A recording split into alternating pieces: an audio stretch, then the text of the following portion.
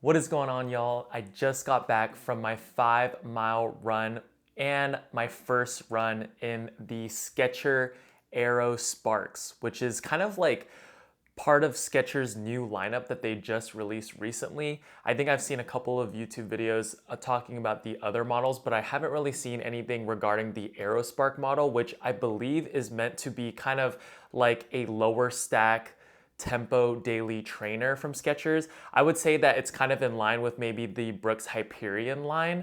All that aside, I just put 5 miles in the shoe and boy am I impressed. So let's get right into it. So as always, we're gonna start off with the outsole of the Aero Spark. So as you can see on the outsole, it is a wavy, interesting looking outsole pattern.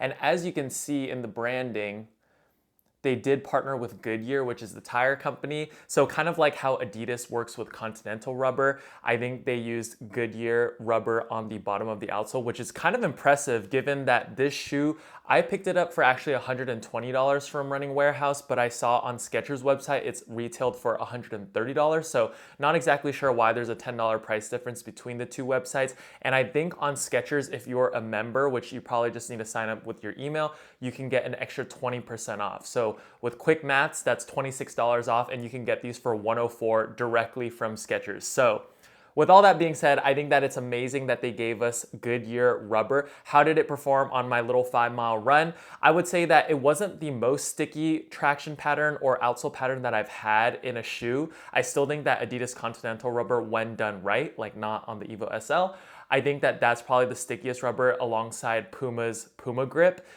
Not to say that these didn't perform well, but I did run on the road and I felt like I was trying to, wiggle and kind of swerve a little bit just to see how the traction would hold up. And it was pretty responsive and it gripped the ground pretty well, but nothing like extraordinary. I would say that I would have to put a little bit more miles as well as different surfaces. I'd be interested to see how these do on the sand, to see how the rubber outsole actually holds up when it comes to traction.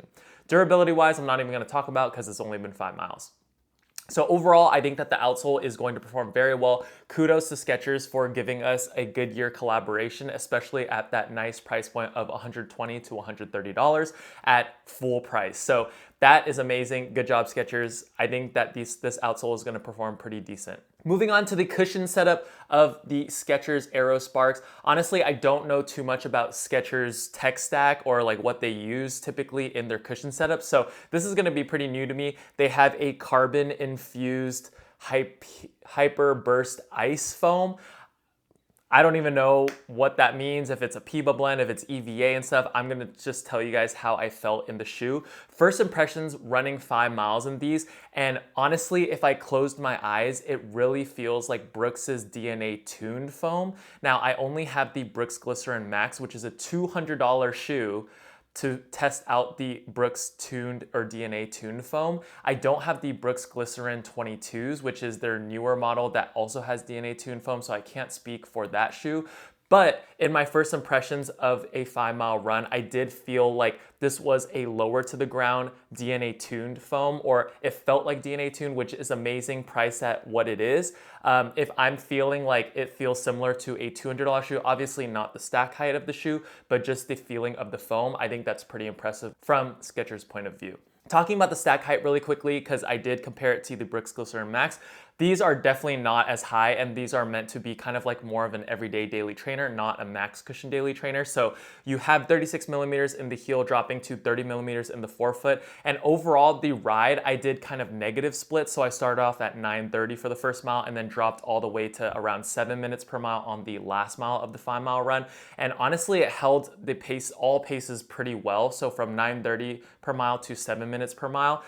And I was really impressed, honestly. So I think that this foam just feels way more premium than you would typically get in a shoe that's priced at this price point, around $120 to $140. And I think that the midsole in general, I don't know if Skechers copied Brooks, or I don't know, what's going on over there, but even the look of the midsole kind of reminds me a little bit of DNA Tuned, where they kind of have a frosting soft rubber that encases the foam.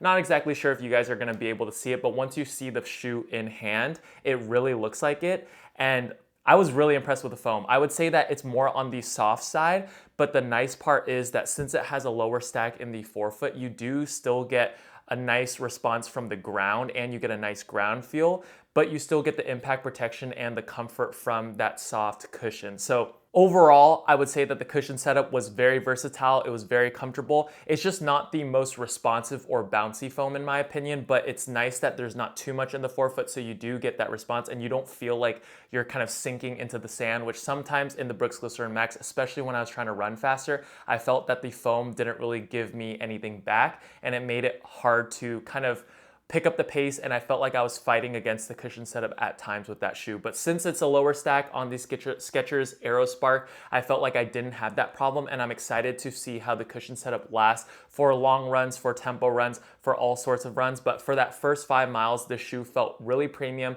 and definitely punching above its weight class when it comes to price. And last but not least, we're going to talk about the upper as well as the fit. So with the upper, we have kind of, I think Skechers called it an engineered mesh, but in person it feels more like a knit. I don't know exactly if it's just the colorway that I have, but as you can see, this area, the majority of the upper is kind of like a knitted or more premium mesh feeling material in my opinion. And then we have on the eyelets, we have a little bit of a synthetic slash, I don't exactly know what material this is, but it feels kind of like a nubuck, which is kind of like in between, I think, suede and leather, where it's kind of like, it feels soft to the touch, but it's not furry like suede is. I don't exactly love the feeling of that material because I feel like it adds weight to the shoe, and I don't think that it was very necessary for them to add it, but maybe they added it for durability around the eyelets as well as the tongue. The tongue is gusseted and it is kind of like a thick or clunkier tongue, which I also think they could have streamlined a little bit more just from first impressions. But overall, the shoe fit very well. I have a slightly wider average foot than normal, size 12 normal in all running shoes, and my size 12 in this shoe fit really, really well in my opinion. The forefoot was not super snug, but it kind of gave me a really good fit where I didn't feel like my toes needed any extra room and I felt like it was pretty snug. The forefoot lockdown was really good, and then the heel lockdown, I would say I didn't do the runner's loop for my first run and I didn't use the last eyelet, and I'm going to try in my future runs to do the runner's loop because I typically do it in most of my running shoes. But the heel lockdown wasn't 100% secure, but it was that feeling where it was, 90% secure, where I didn't feel like I needed to do the runner's loop to get that secure heel lockdown, but my heel didn't really move in the shoe at all too. So I know that's a little bit confusing, but just know that for support, at least for me on the first run, it was totally fine, even though I didn't do the runner's loop. So lockdown and fit were amazing. I think that if I do the heel loop, I might have even better lockdown, which is always a good thing. One thing to know about the upper of the Skechers Aero Spark, if I would say that I had a complaint, would be that the breathability wasn't very good in the upper. It feels like a very thick knitted material. And when I do the light test, I do see that there are perforations within the upper to supposedly give some airflow. But since the material is so thick, I did feel like my feet got a little bit hot in the shoe, but I'm also gonna continue to put more miles on the shoe to really confirm if that's true or not, whether the ventilation in the shoe is good. I do wish that the upper was a touch thinner. I do feel like it's a little bit thick, and also some of the materials on the upper, I personally, if I was designing the shoe, would have used maybe different materials to make the shoe even lighter. So overall feeling, I did feel like the shoe was decently light, but I do think that if they made the upper material a little bit thinner, as well as they replaced that nubuck material with a lighter material and made the tongue a little thinner, I'm already redesigning the shoe. But overall, the shoe performed very well on my first run. I'm very excited to put more miles in the shoe. I never thought that I would be reviewing a Skechers performance running shoe, to be honest. I know that every now and then Skechers tries to do like performance running, and they do put out some like really cool stuff, but this is my first time actually biting the bullet and paying the price. So talking about price again, I got my pair for $120 on Running Warehouse. Again, on Skechers.com, it's gonna be $130 USD.